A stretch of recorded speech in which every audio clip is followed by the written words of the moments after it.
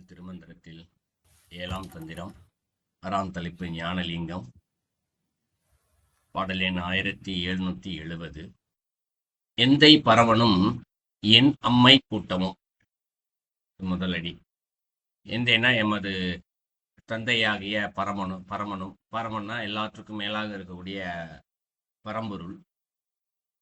என் அம்மை கூட்டமும் அப்படின்னு சொல்றாரு. அம்மை என்றால் தாய் தான், யார் அம்பாளை தான் குறிப்பிடுறாரு. அவர்களுடைய கூட்டமும் அப்படிங்கிறாரு. அம்மானா ஒருத்தி தானே இருப்பா, இங்க என்ன கூட்டம் அப்படின்னு பார்த்தா, அம்பாள் இங்க நம்ம சக்தியின் வடிவமா பார்ப்போம். ஏகப்பட்ட சக்திகள் இருக்காங்க.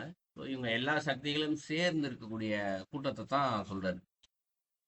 அனைத்து விதமான சக்திகளும். இதை நம்ம சக்தி பேதம் அப்படின்னு ஒரு தலைப்பு அடுத்து பார்க்க போறோம். ஸோ அந்த தலைப்புல பார்த்தோம்னா சக்திகளுடைய எண்ணிக்கை அளப்பரியதா சொல்லுவார். முதல்ல ஒரு சக்தியிலேருந்து ஆரம்பிச்சு அது 8 சக்தியா பிரிப்பாரு. அதை 64 சக்தியா பிரிப்பாரு. அப்புறம் அப்படியே அதை பிரிச்சு லட்சக்கணக்கான சக்திகள் சொல்லுவார். ஸோ அவ்வளோ பேர் இருக்காங்க இங்க அப்படின்னு சொல்லி பிரிச்சு சொல்லுவார். ஸோ மொத்தம் அவ்வளோ சக்திகள் இருக்காங்க. எல்லாரும் சேர்த்தானா ஒருத்தி தான், அம்பாள் ஒரு ஆள் தான், அதுல எந்த மாற்று கருத்தும் இல்லை. பட் அவர்கள் தனித்தனியாக பிரித்து வேலை செய்கிறார்கள். ஒரு வேலையை செய்யும் ஒரு சக்திகளாக இங்க பார்க்கப்படுகிறது. ஸோ எல்லாத்தையும் சேர்த்து இங்க கூட்டம் அப்படின்னு சொல்லி சொல்றாரு. இது முதல் அடி. இரண்டாவது அடியில எந்தை உரைத்து முறை சொல்லில் ஞானமாம் அப்படின்னு சொல்றாரு. ஆக்சுவலா இது பாடலே புரிஞ்சுக்கணும்னா ரெண்டாவது அடியை புரிஞ்சுக்கணும் கொஞ்சம் கடினம் தான்.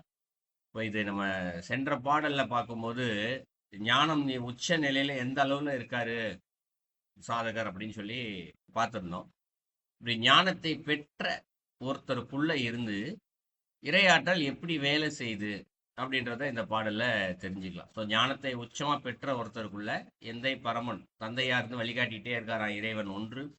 இரண்டாவது, அவரால் செய்ய முடியாத காரியங்கள் என்று எதுவுமே கிடையாது. அவ்வளோ சக்தி ஆற்றலும் இவருக்குள்ள வந்திருக்கான். கூட்டமா அவருக்குள்ள இருக்கான்.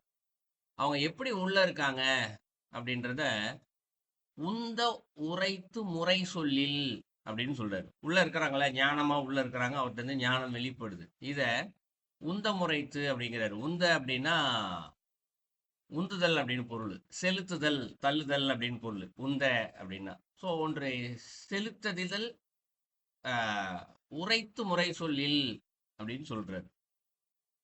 இது எப்படி புரிஞ்சுக்கலாம் அப்படின்னா, செலுத்துதல் அப்படின்னா இப்ப ஞானத்துடைய உச்சத்துல ஒருத்தர் இருக்கிறார். அவர்கிட்ட ஒருத்தர் சராசரி சாதாரண ஒரு மனிதன், இறைவன் யார் என்றே தெரியாத ஒரு மனிதன், இல்லை சாதாரண சிறிய அறிவு கூட இல்லாத ஒரு மனிதன், அதாவது அறிவுனா உலக அறிவு இருக்கு, ஆன்மீக அறிவு என்று ஒன்றும் இல்லாத ஒரு மனிதன், அவன் போய் ஒரு கேள்வி கேட்கிறான். இப்போ அவனுக்கும் புரியுற மாதிரி ஒரு பதில் சொல்லணும். அவர் என்ன உணர்ந்தாரோ, தான் பெற்ற இறைவனை உணர்ந்ததையும் அந்த உள்ளுக்குள்ள சக்தி உணர்ந்ததையும் சொல்லி அவர் புரிய வைக்கணும். இப்போ நம்ம வழக்கமாக திருமந்திரத்துல சொல்லுவோம், பல இடங்கள்ல நாம் உணரத்தான் முடியும், பதில் சொல்ல முடியாது அப்படின்னு சொல்லுவோம். அப்போ அதுபோல் பல கேள்விகள்லாம் சாதாரண நிலையில நமக்கே இருக்கு. ஆனால் ஞானிகளுக்கு அப்படி அல்ல. ஞானிகள்கிட்ட போய் யார் எப்படி கேள்வி கேட்டாலும் சரி, எந்த மாதிரி கேள்வி கேட்டாலும் சரி, அவங்க என்ன பண்ணுவாங்க, அவர்களுக்கு உணர்த்த முடியாது ஞானிகள் கூட, ஆனால் அவர்கள் உணரும்படியான ஒரு பதிலை அவர்கள் கொடுப்பார்கள். இப்படிதான் கதைகள் ஓமைகள்லாம் நிறைய வந்துச்சு. ராமகிருஷ்ண பரமஹம்சர், ரமணர்லாம் பார்த்தீங்கன்னா இப்படிதான் குட்டி குட்டி கதையா நிறைய கதை சொல்லி புரிய வச்சாங்க, ஓமையா சொல்லி. இப்போ யார் எப்படி கேட்டாலும் சொல்லிடுவாங்க. அதான் அந்த உந்த உரைத்தெல்லாம் எடுத்து சொல்லுதல். இந்த இடத்துல உந்த அப்படின்றது தான் என்ன உணர்ந்தார்களோ அதனை முழுமையாக செலுத்துதல், அடுத்தவர்களுக்கு சொல்லிக் கொடுத்தல். உரைத்து முறை சொல்லில் அது என்ன மாதிரி முறை இருக்கு அப்படின்னு சொல்றதா இந்த இடத்துல ஞானமாம், உண்மையான ஞானமாகவும் அப்படின்னு சொல்றாரு. இப்ப நம்மகிட்ட யாராவது ஒரு கேள்வி, இறைவன் எப்படி இருக்காரு, இறைவன் எங்க இருக்காரு இப்படி கேட்டா நம்ம என்ன பதில் சொல்லுவோம்? ஒன்றும் சொல்ல முடியாது. ஏன்னா ஒருவர் ஒரு மாதிரியான அறிவோடு இருப்பாரு. ஒரு சின்ன பையன் கூட போய் கேட்கலாம், ஒரு 5 வயசு பையன் கூட போய் கேள்வி கேட்கலாம். அப்ப அவனுக்கு ஏத்த மாதிரி அந்த ஞானி பதில் சொல்லணும். இப்போ இதை உதாரணத்துக்கு பார்த்தோம்னா, ரமணர்கிட்ட போய் ஒரு கேள்வியா கேட்பாங்க இல்லையா? கேள்வியா ஒரு சின்ன பையன் போய் கேட்பான் ரமணர்கிட்ட போய், தியானம் என்றால் என்ன அப்படின்னு ஒரு கேள்வி கேட்பான். இப்ப நம்ம கிட்ட தியானம் என்றால் என்னன்னு ஒரு கேள்வி கேட்டா நம்ம என்ன சொல்லுவோம்? கண்ண மூடி உட்காரணும், இறைவனை நினைச்சுக்கிட்டே இருக்கணும், மனசை ஒருநிலைப்படுத்தணும், இதுக்கு பேர் தான் தியானம் அப்படின்னு நம்ம சொல்லுவோம். இப்போ ஒரு 5-6 வயசு பையனுக்கு போய் இதை சொன்னா அவனுக்கு என்ன புரியும்? கண்ண மூடி உட்கார்ந்துருக்கு பேர் தான் தியானம் போலன்னு அவன் மனசுல போய் ரெக்கார்ட் ஆயிரும். ஆனா தியானம் கிடையாது. இல்லையா? மனம் லயிச்சு போய் நிக்கிறது பேர் தான் ஒரே பொருளின் மேல நிக்கிறது மட்டும்தான் தியானம். அப்ப ரமணர் அதுக்கேத்த மாரி அந்த பையனுக்கு புரிய வைப்பாரு. ஒரு சின்ன பசங்க அவனுக்கு புடிச்ச விஷயம் என்னன்னு ஞானின்றதுனால அவருக்கு தெரியும். என்ன பண்றாரு, "ஒரு தோசைய கொண்டாங்க" அப்படிங்கிறாரு. உடனே சுட சுட ஒரு தோசை கொண்டு வந்து வைக்கிறாங்க. அந்த பையனுக்கு தோசைன்னா பிடிக்கும்ன்றது அவருக்கு தெரிஞ்சிருக்கு. அவர் என்ன சொல்றாரு, "நான் 2 இம்மு சொல்லுவேன். இம்மு சொல்லுவேன். அது வரைக்கும் நீ தோசைய சாப்பிடக்கூடாது. நான் இம்மு சொல்ல ஆரம்பிச்சு அப்படின்னு சொல்லுவேன். அப்படின்னுவேன். உடனே தோசைய சாப்பிட ஆரம்பிச்சிடணும். 2வது அப்படின்னு சொல்லுவேன். அப்ப தோசை சாப்பிடுறத நிப்பாட்டிடணும்." அப்படின்னு சொல்லிட்டு சொல்லுவாரு. அவர் கேட்ட கேள்விக்கும் இதுக்கும் சம்மந்தமே கிடையாது. ஆனா அந்த பையன் என்ன பண்ணுவான், தோசைய பார்த்தோனே கேள்வி மறந்து போச்சு. பதில் தெரிஞ்சுக்கணுன்ற மறந்து போச்சு. சாப்பிடணும்னு ஆசை வந்துருச்சு. அவன் என்ன பண்றான், எப்படா சொல்லுவாரு, தோசை மேலேயே கவனம் பார்த்துக்கிட்டே இருக்கான். அவரு அப்படிங்கிறாரு.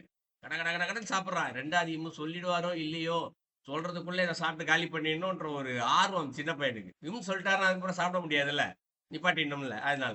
கட கட கட கடன்னு சாப்பிடுறான். இப்ப என்ன ஆயிடுச்சு, தோசை காலியாகி போச்சு. 90% காலி ஆயிடுச்சு. 10% தான் இருக்கு. இப்ப அவனுடைய மனம் என்ன சொல்லாரு, இவரு எப்படா சொல்லுவாரு நிப்பாட்டுறதுக்கு? அவர் சொன்னாருன்னா டக்குன்னு எடுத்து கடைசி துண்ட வாயில போட்டு முடிச்சுக்கலாம் அப்படின்னு நினைச்சுக்கிட்டு, மெதுவா இவ்வளவு நேரம் கடகடன்னு சாப்பிட்ட பையன் இப்ப மெதுவா சாப்பிட ஆரம்பிக்கிறான். அவன் கவனம் ஃபுல்லா தோசை மேல இருக்கு. அவர் எப்படா சொல்லுவாரு, இதுக்கு மேலேயே தான் கவனமா இருக்கு. இப்ப அவன் கடைசி பீஸ கையில எடுக்கும்போது அப்படிங்கிறாரு. டபக்குன்னு எடுத்து வாயில போட்டுக்கிறான்.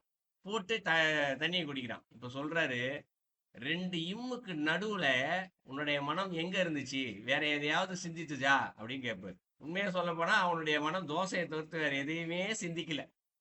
இல்லையா? அப்ப சொல்லுவாரு, நீ தோசையை மட்டுமே சிந்திச்சுக்கிட்டு இருக்கல. அந்த நேரம் உங்க அம்மா என்ன சொல்லுவாங்கன்னு நினைக்கல. அப்பா என்ன பண்றாருன்னு நினைக்கல. விளையாட்டை பத்தி யோசிக்கல. தூங்குறத வச்சு யோசிக்கல. பசிக்குதா இல்லையா? எப்படா சொல்லுவாரு அப்படின்றத எண்ணத்திலேயே தோசை மேல மட்டும்தான் இதுக்கு பேர் தான்ப்பா தியானம் அப்படின்னு சொல்லி புரிய வச்சுட்டாரு. ஸோ இது போல நிறைய கதைகள் இருக்கு ஞானிகள்கிட்ட தான். கேள்வி கேட்டவங்களுக்கு பதில் வித்தியாசமான முறையில பரீட்சையாத்த முறையில சொல்லி புரிய வைக்குது. இப்ப இந்த பையனுக்கு இதுக்கு மேல அவனுக்கு புரிஞ்சிருக்கும் ரொம்ப அழகா. பெரியவங்களுக்கு புரிதோ இல்லையா, அந்த பையனுக்கு புரிஞ்சிச்சு. அவன் கவனம் தோசையில இருந்ததுனால. ஸோ இதான் மனதை ஒருநிலைப்படுத்தி வைத்தல் அப்படின்னு சொல்றோம். அப்ப தான் என்ன உணர்ந்தார்களோ அதனை தகுதி உள்ளவர்களோ தகுதி இல்லாதவர்களோ இல்ல சீடர்களோ இல்ல அறியாமையில் இருப்பவர்களோ யாராக இருந்தாலும் சரி, அவர்களுக்கு புரியும்படி சொல்லி அவர்களுக்கு அந்த சந்தேகத்தை போக்கிட வேண்டும். ஸோ ஞானிகளானவர்கள் இப்படித்தான் இருப்பார்கள். அதைத்தான் சொல்றாரு, முறை சொல்லில் ஞானமாம், இதுதான் ஞானம் அப்படின்னு சொல்றாரு. எனக்கு தெரியல அப்படின்னு ஒரு கேள்வி கேட்டு எனக்கு தெரியலன்னு சொன்னா அது ஒரு ஞானி கிடையாது. ஒன்று. இரண்டாவது, ஒருத்தர் கேள்வி கேட்டு அவருக்கு பதில் சொல்றதுக்கு இவர் சொல்ற பதிலும் அவருக்கு புரியலைன்னு வச்சுக்குவோம், அப்பயும் அவரு ஞானி கிடையாது. சரிங்களா? ஸோ இதுதான் 2வது அடிக்கான பொருள். 3வது அடியில, சந்தித்து இருந்த இடம் பெரும் கண்ணியை 3வது அடியில சொல்றாரு. சந்தித்து எதை சந்தித்து? அப்படி உண்மையான ஞானம் பெற்ற ஞானிகள் இருக்காங்கல்ல, அவர்கள் சந்திச்சிருக்க இடம் எங்க, இறைவனை சந்தித்து இருக்கின்ற இடம் பெரும் கண்ணியை அப்படின்னு சொல்றாரு. அதாவது அவங்க ஞானத்துல உணர்ந்துட்டாங்க இல்லையா, ஞானத்தை உணர்ந்தார்கள் என்றால் இறைவனை உணர்ந்து விட்டார்கள் என்று பொருள். ஏன்னா இறைவன் தான் இங்க ஞான வடிவானவன். அப்ப ஞானத்தை உணர்ந்துட்டாங்க. அப்ப எந்த இடத்துல இவங்க இறைவனை உணர்ந்திருக்காங்க? வழக்கமா இப்படி கேட்டா நம்ம என்ன பதில் சொல்லுவோம்? அப்ப சிந்தனையில இறைவனை சிந்திச்சுக்கிட்டே இருப்பாங்க போல, இல்லையா? இவங்க தியானத்துல இறைவனை நினைச்சிட்டு இருக்க மாதிரி இவங்க இறைவனை சிந்திச்சுக்கிட்டே இருப்பாங்க போல அப்படின்னு சொல்றோம் இல்லையா? ஆனா இந்த இடத்துல கண்ணியை அப்படின்னு சொல்லுது. கண்ணி அப்படின்னா கொழுந்து அப்படின்னு பொருள். ஸோ நம்ம சென்ற பாடல்ல பார்த்துருப்போம், கொழுந்தினை காணில் அப்படின்னு தான் ஆரம்பிக்கவே செஞ்சிருப்பாரு இந்த இடத்துல. கொழுந்துன்னா என்ன இந்த இடத்துல? ரொம்ப இளமையானது, மென்மையானது, ரொம்ப ஒரு சுடருட்டு பிரகாசிக்கக்கூடியது. ஸோ அதுக்கு நிறைய பொருள் இருக்கு கொழுந்துக்கு. எப்பயுமே கொழுந்து தான் இருக்கிறதுலே ஆற்றல் அதிகமானதாக இருக்கும். ஸோ அதுபோல் இவங்க எப்பவுமே ஆற்றல் மிக்கவர்களாக இருக்கிறார்கள். எப்பொழுதும் சுடருட்டு பிரகாசித்து கொண்டே இருக்கின்றார்கள்.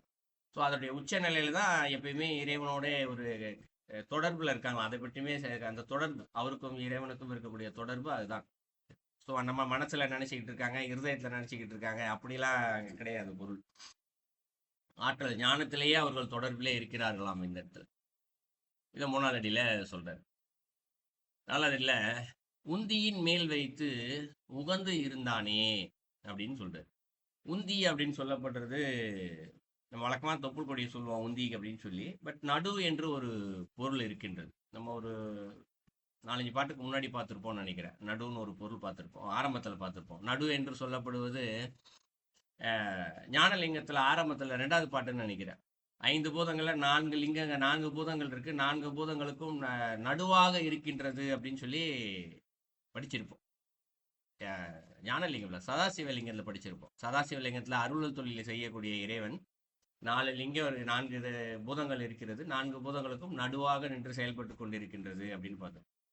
ஸோ அதுபோல் இவர் எல்லாவற்றுக்குமே நடுநிலையில் இருக்கின்றார். இந்த நடுநிலைன்றதை எப்படி புரிஞ்சுக்கலாம்னா, ஞானி இருக்கார் இல்லையா, ஞானிக்கிட்ட போய் ஒரு பஞ்சுமத்தை கொடுத்தாலும் அதுலேயும் அவர் படுத்திருப்பார். ஆகா, பஞ்சுமத்தை நல்லா இருக்குன்ற சிந்தனை அவருக்கு இருக்காது. அதே அவர் ஒரு தெருவாரம் இருக்கக்கூடிய ஒரு குப்பைக்குள்ளே போய் படுத்திருந்தாலும் குப்பைக்குள்ளே படுத்திருக்கோன்ற எண்ணமும் இருக்காது. அவர் எந்த விதமான மனநிலையை இதையெல்லாத்தையும் ஒரே மாதிரியாக மனநிலையில் வைத்து அங்கு இருப்பார். ஸோ அப்போ உந்தியின் மேல் வைத்து அந்த நிலையில அவர் வைத்து உகந்து இருந்தானே அப்படி இறைவனோடு ரொம்ப விருப்பத்தோடயே இருக்கிறாரா. எங்க இருந்தாலும் சரி, சாக்கடைக்குள்ள இருந்தாலும் சரி, குப்பைக்குள்ள இருந்தாலும் சரி, இல்லை நல்லா உயர்ந்த சிம்மாசனத்தில் இருந்தாலும் சரி, எங்க இருந்தாலும் அவருடைய மனமானது நடுநிலையில் ஞானத்தில் மட்டுமே இருந்து இறைவனை மட்டுமே சிந்தித்து கொண்டு, இறைவன் என்னைக்கு இந்த இடத்துல தான் படுக்க வச்சிருக்காரு என்ற ஒரு சிந்தனை, அதான் உகந்து விருப்பத்தோடுன்றது பொருள். ஸோ விருப்பத்தோடே அங்கு இருக்கிறார். ஸோ இது 4வது அடிக்கு பொருள். ஸோ 4 அடிக்கும் சேர்த்து பொருள் பார்த்தோம் என்றால், ஞானத்தின் உச்சநிலை பெற்ற ஒருவருக்குள் தந்தையாக இறைவன் உள்ளே இருந்து கொண்டு ஒவ்வொரு வினாடியும் மனத்தையும் அவருக்கு சொல்லிக் கொடுத்து கொண்டே இருக்கின்றார். அவர் பேசுறது இறைவனுடைய பேச்சு தான், அவருடைய செயல் இறைவனுடைய செயல்தான். அடுத்து அம்மை கூட்டமும். ஸோ இறைவன் சக்தி வடிவாக இருக்கக்கூடிய இயக்க சக்தி, இயங்கு சக்தி 2 சொல்லுவோம். ஸோ எல்லா கூட்டமும் சேர்ந்து அவருக்குள்ளேயே இருக்கிறது. அவருக்குள்ளே இருந்து ஞானத்தின் உச்ச வடிவில் அவர் முற்று பெற்ற நிலையில் அவர் இருக்கிறார். இப்போ எந்த நிலையில் இருக்கிறார்? யார் எந்த கேள்வி கேட்டாலும் சரி, பல நேரங்களில் கேள்வி மனசுக்குள்ள தான் தோணும். ஆனால் அவர்கள் இந்த மனசுக்குள்ள இவங்களுக்கு கேள்வி இருக்குன்றதை தெரிஞ்சுக்கிட்டு அதற்கு ஏற்றாற் போல பதில் சொல்லியும் புரிய வைக்கக்கூடிய ஞானிகளும் இங்கு இருக்கிறார்கள். இது ஞானத்தின் உச்ச நிலையில இருக்கிறோம். சில நேரங்களில் சில ஞானிகள் சொல்ற பதிலாம் புரியாது. அப்போ ஒரு ஞானி இல்லை போல அப்படின்னு பதில் இல்லை. ஏன்னா சில நேரங்கள் அதுவும் இருக்கும். ஏன்னா அதுக்கு எப்போ காலம் நேரம் வருமோ அப்போ தான் அதற்கான பதில் புரிய ஆரம்பிக்கும். அப்படிப்பட்ட சில ஞானிகள் கூட இருக்காங்க. பதிலை சொல்லிடுவாங்க, அந்த பதில் போய் மனசுல போய் ரெக்கார்ட் ஆகிடும். சீடர்களாக இருக்கிறவர்களுக்கோ இல்லை பக்தர்களாக இருக்கிறவர்களுக்கோ போய் ரெக்கார்ட் ஆகிடும். அவங்களுக்கு புரியலையே அப்படின்னு சொல்லி இருக்கும். ஆனால் அவங்களுக்கு தெரியும், நான் சொல்கிற பதில் உனக்கு புரியல அப்படின்னு அவங்களே நேரடியாகவே சொல்லுவாங்க. அப்படிப்பட்ட ஞானிகளும் இருக்கிறார்கள். ஆனால் அதற்கு தகுந்த காலம் என்ற வரும்போது அன்னைக்கு பதில் சொன்னார், இதுக்கு தான் பதில் சொன்னாருக்கு போறன்றதை ஒரு உணர்வுபூர்வமாக புரிஞ்சுக்க கொள்ள முடியும். ஸோ அந்த அளவுக்கு உச்ச நிலையில அவர்கள் ஞானிகள் இருக்கிறார்கள். அவர்கள் எப்பொழுதும் ஞான கொழுந்து அப்படின்னு சொல்லுவோம். இன்னைக்கு கொஞ்சம் உச்சத்துல ஞானத்துல நிலையில இருக்காரு, ஒரு வாரம் கழிச்சு கொஞ்சம் தூங்கும் போது கம்மி நிலையில இருக்கிறாரு, இல்லை யாருக்குமே பேசிக்கிட்டு இருக்கும்போது ஞானம் கம்மி ஆயிடுச்சு, அப்படிலாம் கிடையாது. எந்த நேரம் சதாசுர காலம் ஞானத்தின் உச்ச நிலையிலேயே இறைவனோடு தொடர்பில் அவர்கள் இருந்து கொண்டே இருக்கின்றார்கள். எல்லாவற்றுக்கும் மேலாக இந்த உலகத்தில் என்ன மாதிரியான அனுபவங்கள் இருந்தாலும் சரி, அவருடைய மனமானது நடுநிலையில் அனைத்தும் இறைவன் செயல் என்ற சிந்தனையில் மட்டுமே, இறைவன் இதை செய்து கொடுத்து கொண்டிருக்கிறார் என்ற சிந்தனையில் மட்டுமே வைத்து இறைவனோடு விருப்பத்தோடு ஞானலிங்கமாகவே அவர்கள் இருப்பார்கள். அதுதான் அந்த பாடலுடைய கருத்து. இந்த பாட்டிற்கு நல்லா புரிஞ்சுக்கணும்னா, 4வது அடியை புரிஞ்சுக்கணும்னா நம்ம அப்புறம் சொல்லலாம். அவரை தண்ணியில் கட்டி கடலில் தூக்கி போட்டாங்க, சுண்ணாம்பு கால்வாயில போட்டாங்க அப்படின்லாம் படிச்சிருக்கும். இப்போ அவர் இந்த மனநிலையில் தான் இப்போ ராகா என்னை தண்ணியில் தூக்கி போடுறாங்களே நினச்சிருக்க மாட்டார். தரையில் நிற்கும் போதும் அது இறைவன் தான், தண்ணியில் தூக்கி போடும்போது இறைவன் தான், சுண்ணாம்பு கால்வாயில தூக்கி போடும்போதும் இறைவன் தான் என்ற அந்த எல்லாத்தையும் நடுநிலைமையோடு இருந்ததுனால தான் அவருடைய உடம்பிற்கு ஒன்றும் ஆகவில்லை. உள்ள இருக்கிறது எந்த இறைவன் இல்லையா, அப்பாவா இருந்த இறைவன் அவருக்கு எல்லாம் சொல்லி கொடுத்துக்கிட்டே இருக்கார். உள்ள இயக்கு சக்தியாக ஆற்றல் வடிவாக அம்மா உள்ள இருக்கா. அவர் உடம்புக்கு ஒண்ணுமே ஆகாம பாத்துக்கிறாங்க. இப்படி அவருடைய சில வரலாறை வச்சு நம்ம இந்த பாடலை புரிஞ்சுக்கலாம்.